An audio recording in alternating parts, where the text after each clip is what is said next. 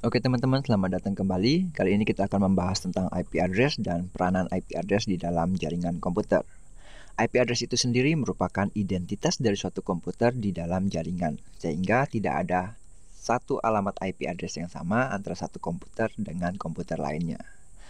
IP address ini terbentuk dari deret angka biner berjumlah 32 bit. Alamat ini akan digunakan untuk melakukan pertukaran data dari satu komputer ke komputer lain. Misalkan di dalam sebuah jaringan ada komputer A dan komputer B, di mana ketika si A ingin mengirimkan data ke B, maka si A ini akan menambahkan header di bagian depan data yang hendak dikirim. Header ini akan berisikan alamat IP pengirim atau si alamat IP si A dan alamat IP tujuan atau alamat IP si B. Sehingga ketika data ini melewati satu perangkat ke perangkat lainnya di dalam jaringan, perangkat tersebut tahu harus meneruskan data ini ke mana berkat header yang ditambahkan ini. Susunan IP address yang terdiri dari 32 bit ini kemudian biasanya dibagi menjadi 4 bagian, di mana satu bagian terdiri dari 8 bit dan dibatasi dengan tanda titik atau sering disebut dengan dot. 8 bit dalam satu bagian ini kemudian dikonversi menjadi angka desimal untuk memudahkan penulisan dan mengingat IP address tersebut. Jadi, misalkan contohnya IP address dalam 32 bit paling atas ini, ketika dituliskan atau diberikan ke dalam komputer oleh pengguna, maka yang diisikan adalah bilangan desimal pada bagian paling bawah, yaitu 131.108.122.204. Atau bisa juga menggunakan dot, jadi 131.108.122.204. Pada penggunaannya, IP address biasanya dibagi menjadi dua bagian. Bagian yang pertama disebut dengan network ID untuk membedakan satu jaringan dengan jaringan yang lain. Sedangkan bagian kedua disebut dengan host ID untuk membedakan satu komputer dengan komputer lainnya pada jaringan yang sama. Contoh penggunaannya seperti ini. Misalkan kita punya dua buah jaringan, di mana jaringan yang pertama adalah jaringan A, dan jaringan yang kedua adalah jaringan B. Jaringan A memiliki 3 buah komputer di dalamnya, sedangkan jaringan B misalkan memiliki 2 buah komputer.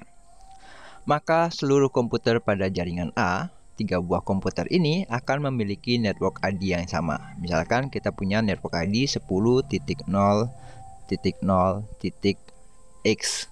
Nah, X ini akan digunakan sebagai host ID untuk membedakan satu komputer dengan komputer lainnya di dalam jaringannya si A.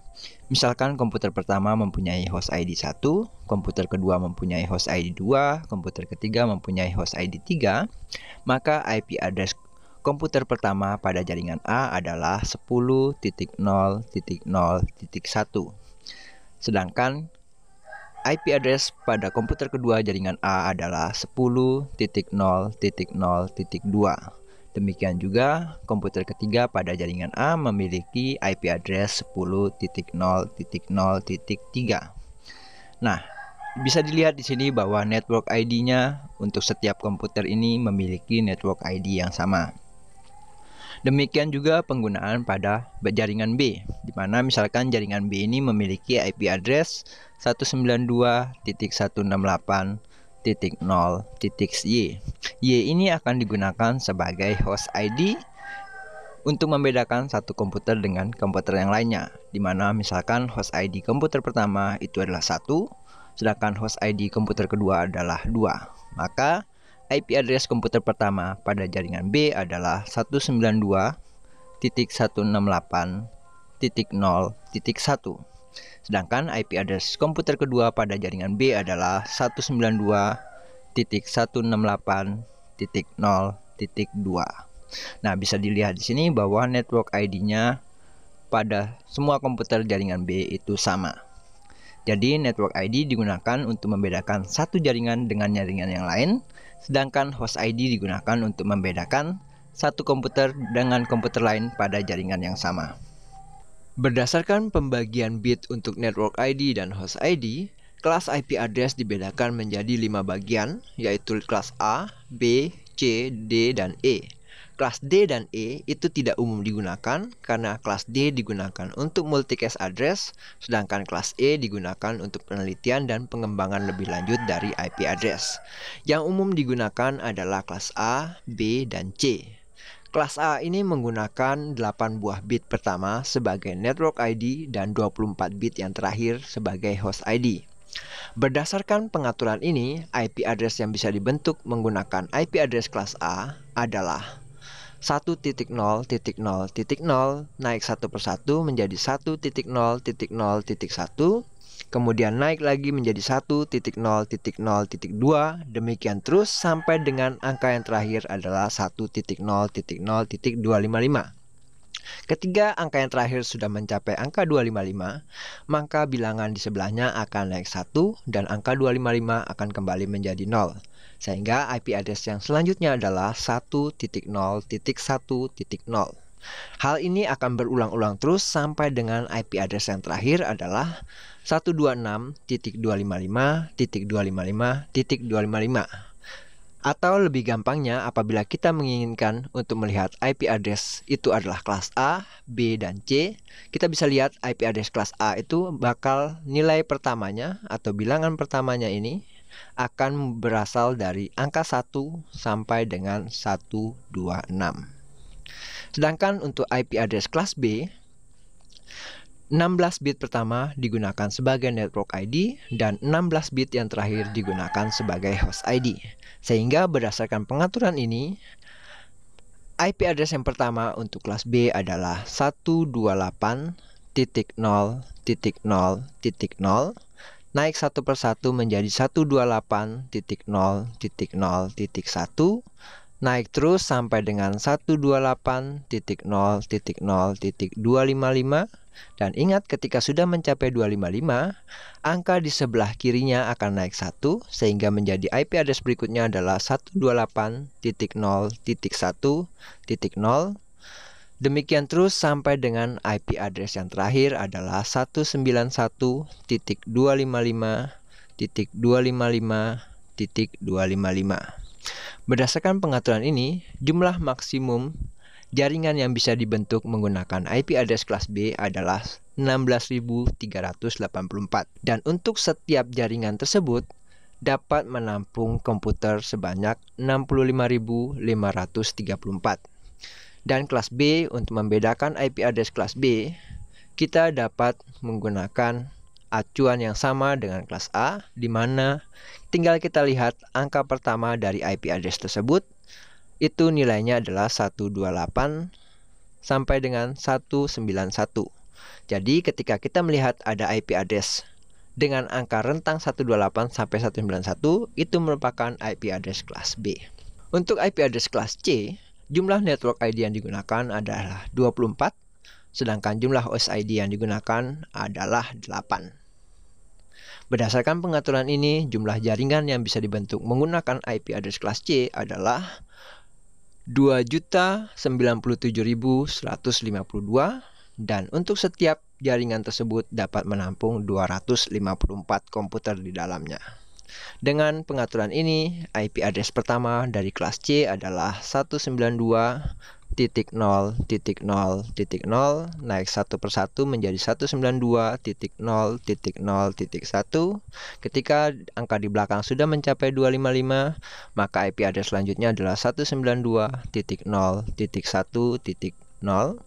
Ketika angka ini sudah mencapai 255 lagi, misalkan 192.0.255.255, maka angka di sebelahnya akan naik 1 sehingga menjadi 192.1.0.0.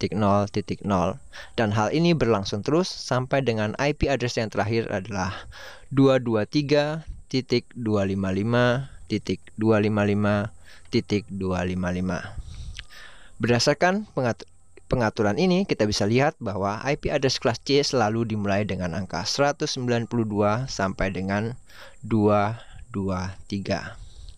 Nah, apabila kita melihat ada sebuah IP address, misalkan kita lihat IP address 200.0.0.255, maka kita bisa tahu bahwa tinggal kita lihat di bagian depan ini merupakan IP address dalam rentang kelas C, sehingga IP address ini merupakan IP address dari kelas C.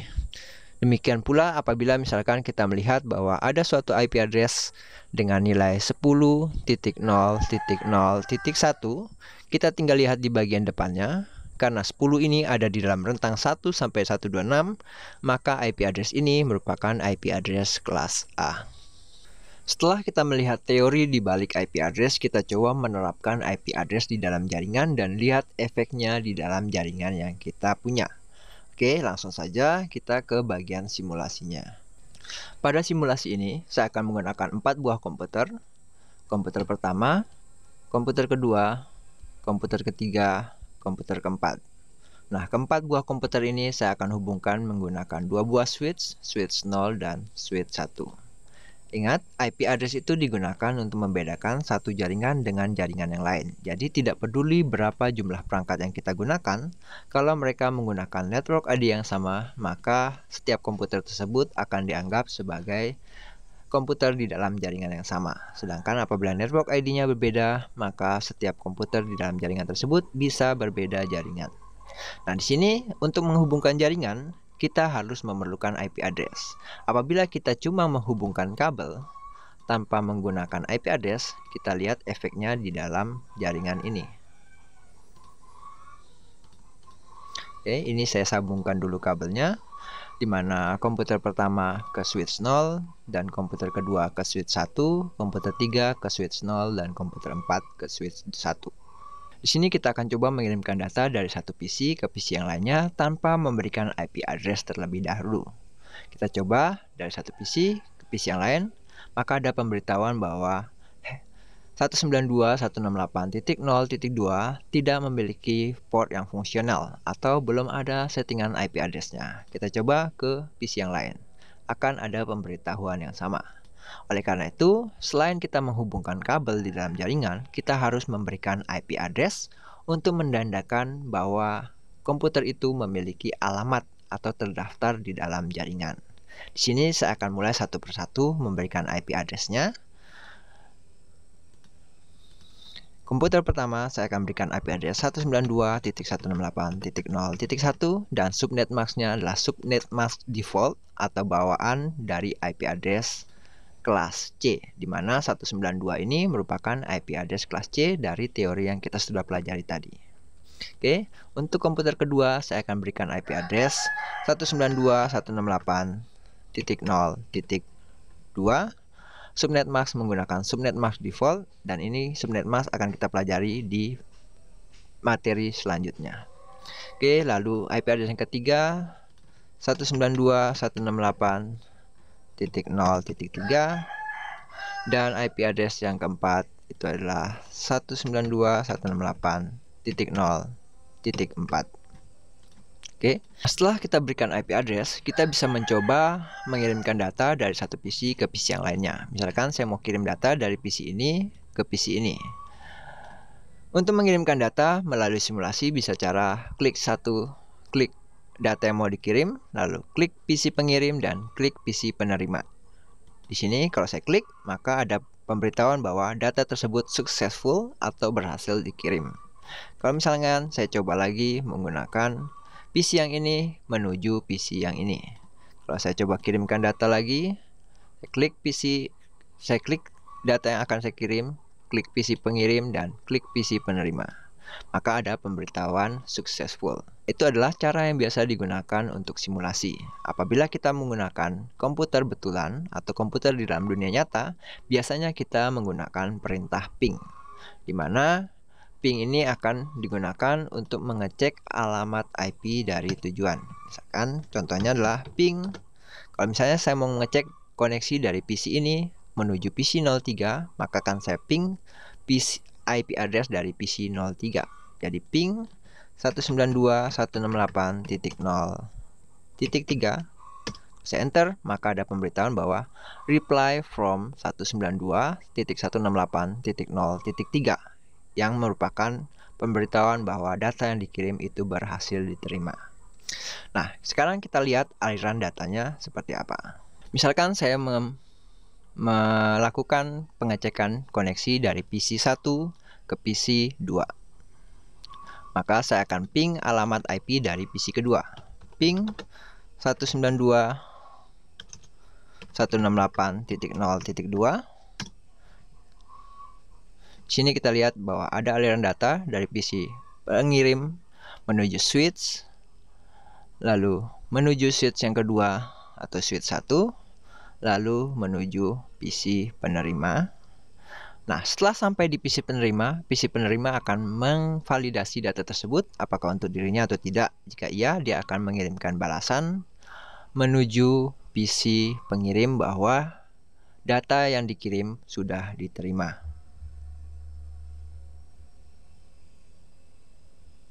Karena tadi kita menggunakan alamat IP address 192.168.0.x, di mana 3 kelompok desimal awal ini merupakan network ID,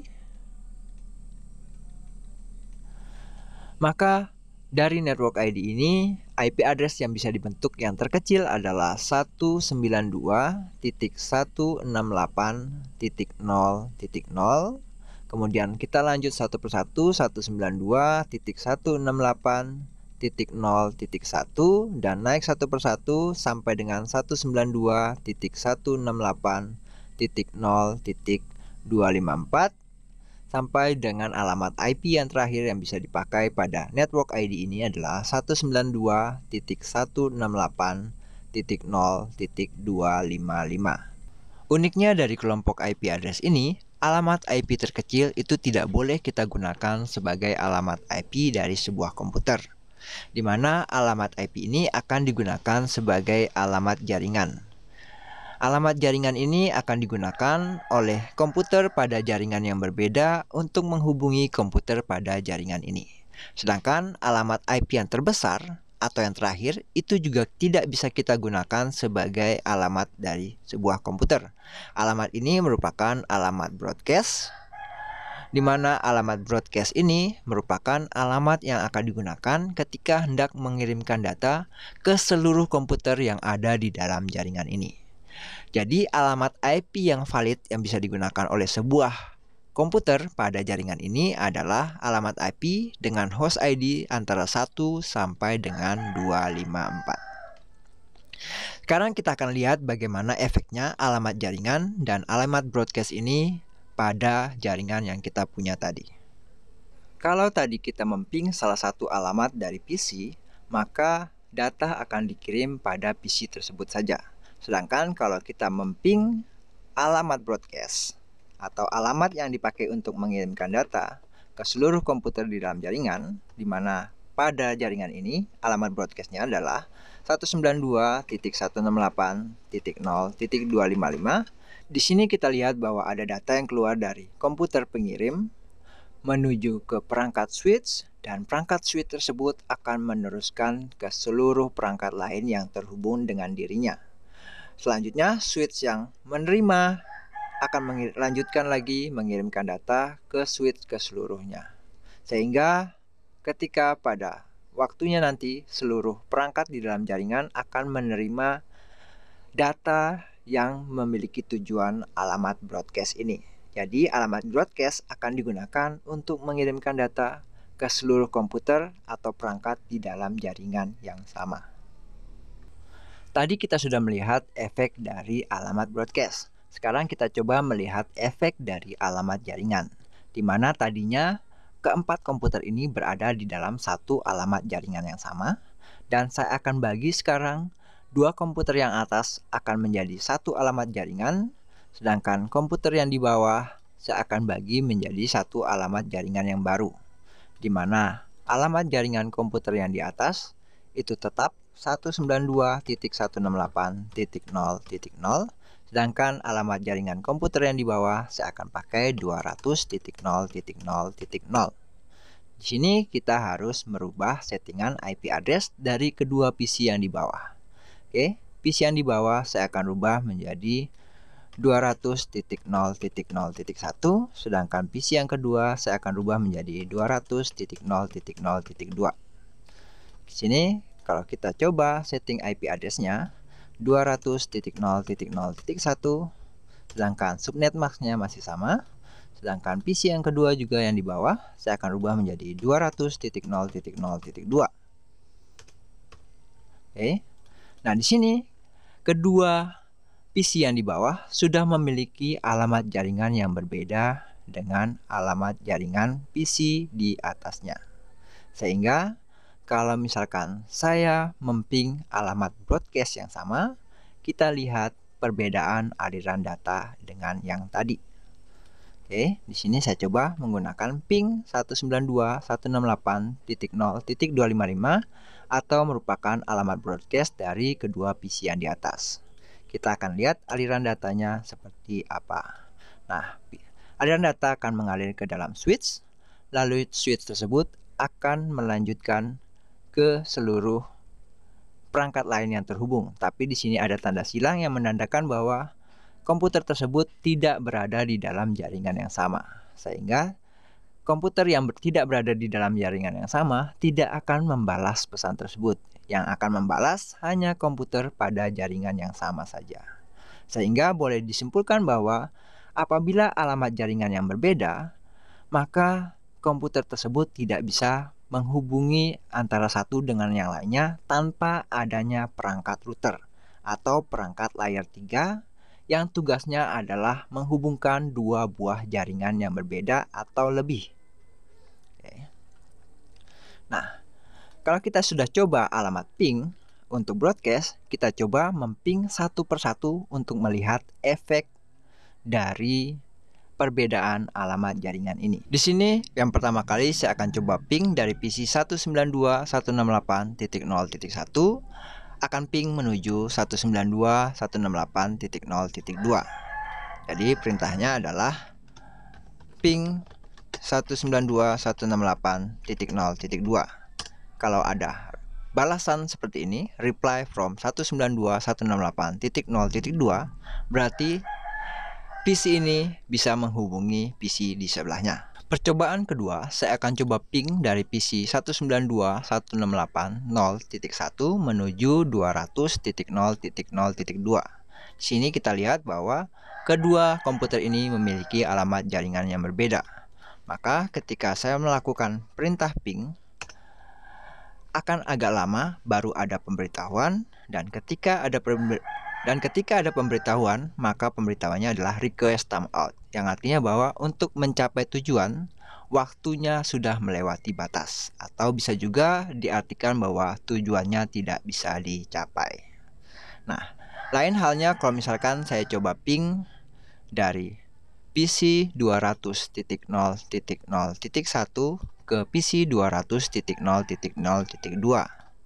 Karena kedua PC ini memiliki alamat jaringan yang sama, maka ketika saya ping 200.0.0.2 akan ada balasan dari 200.0.0.2. Jadi bisa disimpulkan di sini bahwa pengiriman data hanya dapat dilakukan pada PC di jaringan yang sama. Kalau kita mau menghubungi PC pada jaringan yang berbeda, maka kita harus memerlukan perangkat tambahan berupa router yang merupakan perangkat layer 3 dari OSI yang tugasnya adalah menghubungkan beberapa jaringan yang berbeda. Sekian dulu materi tentang IP address. Kita akan lanjut materi berikutnya tentang subnetting pada video berikutnya. Terima kasih sudah menonton.